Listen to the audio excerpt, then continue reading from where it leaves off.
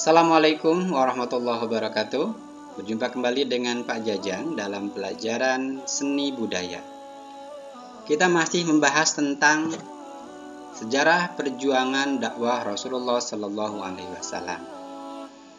Pada kesempatan yang lalu kita sudah membahas tentang Bai'at Aqabah atau perjanjian janji setia yang dilakukan oleh 12 penduduk Yathrib dengan Rasulullah SAW di salah satu tempat bernama Aqabah.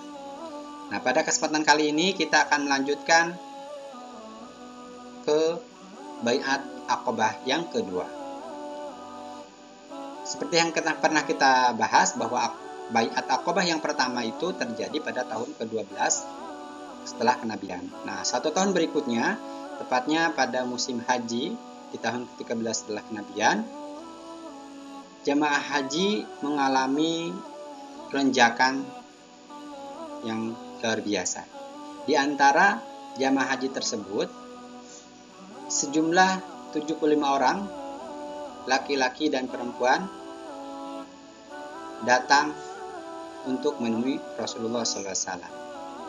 Secara sembunyi-sembunyi, Rasulullah Muhammad menghubungi pimpinan jamaah tersebut atau kelompok tersebut dan disepakati akan bertemu di tempat yang sudah disepakati, itu Aqabah, tepat 2 hari setelah menunaikan ibadah haji.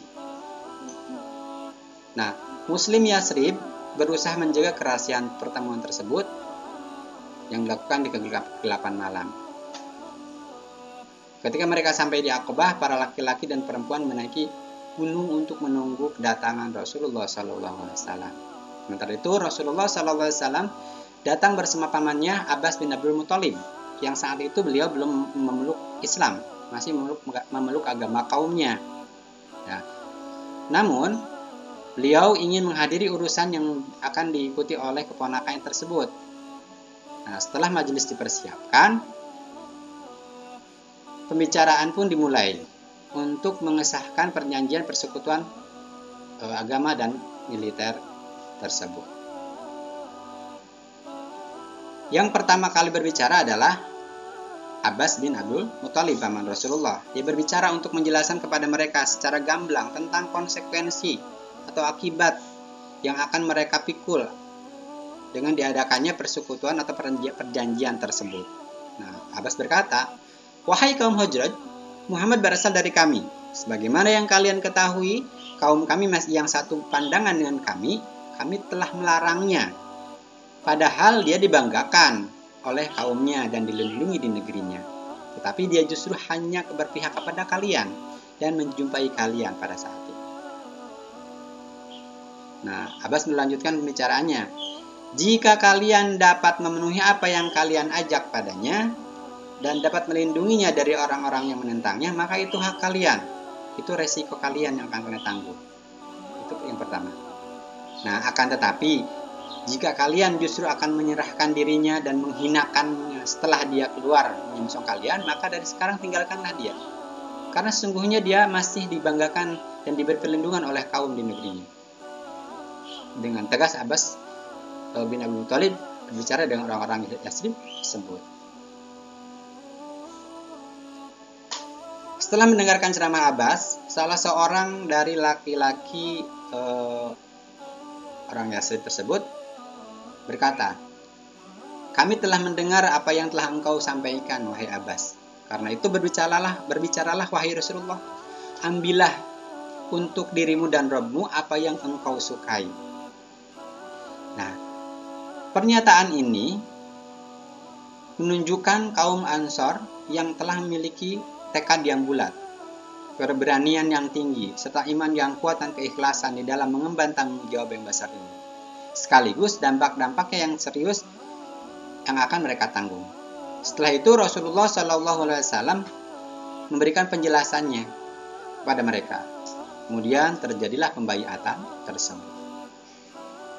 Nah, lalu Rasulullah SAW berbicara seraya membaca ayat Al-Quran, berdoa kepada Allah Subhanahu Wa Taala dan memberikan sugesti kepada mereka untuk masuk Islam. Kemudian bersabda beliau, aku membaiat kalian untuk melindungiku dari hal yang biasa kalian lakukan guna melindungi istri-istri dan anak-anak kalian, kata Rasulullah. Lalu Al-Barra bin Ma'rur memegangi tangan beliau sembari berkata, ya, demi zat yang telah mengutusmu dengan kebenaran sebagai nabi, sungguh kami akan melindungimu dari hal yang biasa kami lakukan untuk melindungi jiwa dan istri-istri kami. Baiatlah kami, wahai Rasulullah. Kami adalah orang-orang yang mahir dalam berperang dan mengepung musuh. Kami mewarisi hal tersebut sejak dahulu. Itu ungkapan dari orang-orang Yathrib kepada Rasulullah. Abu Haytham bin At-Tayhan menyela perkataan Al-Bara tadi yang masih berbicara dengan Rasulullah Shallallahu Alaihi Wasallam, dan dia berkata, wahai Rasulullah, sesungguhnya terdapat jalinan persahabatan antara kami dengan orang-orang Yahudi, dan kami akan memutusnya. Apakah bila kami lakukan hal itu, lantas Allah memenangkanmu, engkau akan kembali ke kaummu dan biarkan kami? Pertanyaan Abu Haytham kepada Rasulullah. Lantas Rasulullah pun tersenyum, kemudian bersabda menjawab pertanyaan Abu Haytham tadi. Bahkan darah kalian adalah darahku, kehancuran kalian adalah kehancuranku, juga aku adalah bagian dari kalian, dan kalian adalah bagian dariku. Aku akan memerangi orang yang kalian perangi, dan akan mengadakan perdamaian dengan orang-orang yang kalian adakan perdamaian dengan. Dengan tegas Rasulullah menjawab pertanyaan Abu Haytham tadi. Nah, tatkala mereka berkumpul untuk berbaiat, Al-Abbas bin Ubadah bin Nablah berkata, apakah kalian mengetahui untuk apakah kalian berbaiat kepada orang ini? Menunjuk Rasulullah. Mereka menjawab, ya. Dia berkata lagi, sesungguhnya kalian akan membaiatnya guna memerangi orang-orang berkulit merah dan hitam.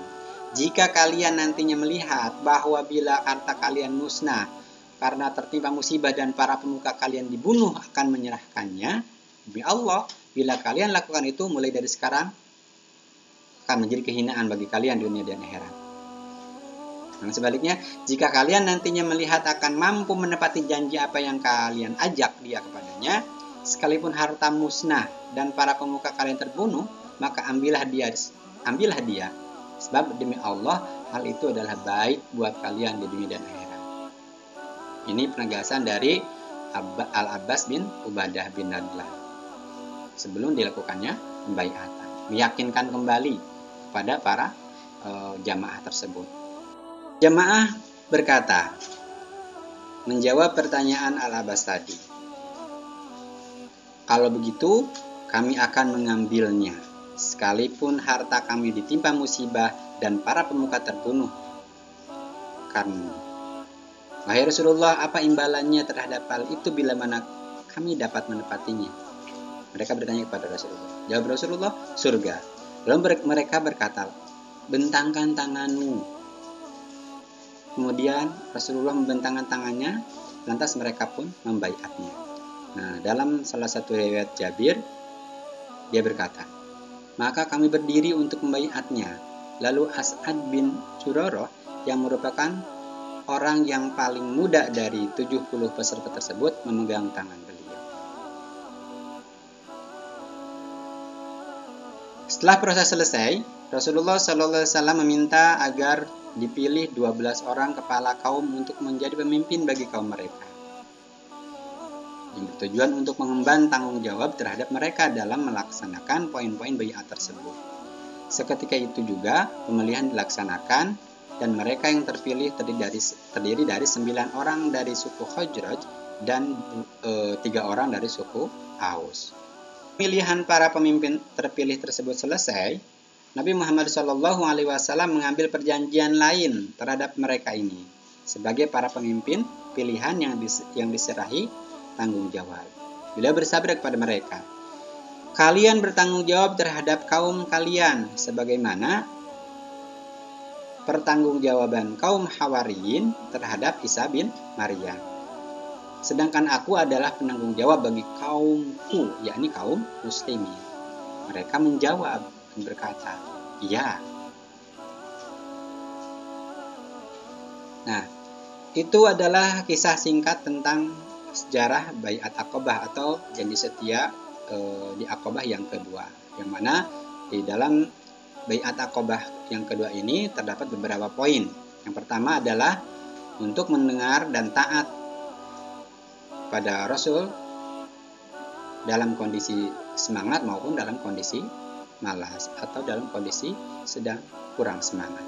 Yang kedua adalah untuk berinfak di dalam masa sulit ataupun di dalam masa mudah. Yang ketiga untuk berbuat amar ma'ruf dan nahi mungkar.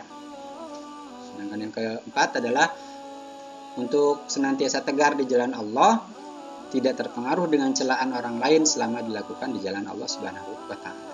Dan yang kelima adalah untuk melindungi Nabi Muhammad SAW sebagaimana yang orang-orang nasib lakukan dalam melindungi diri mereka, istri mereka dan anak-anak mereka.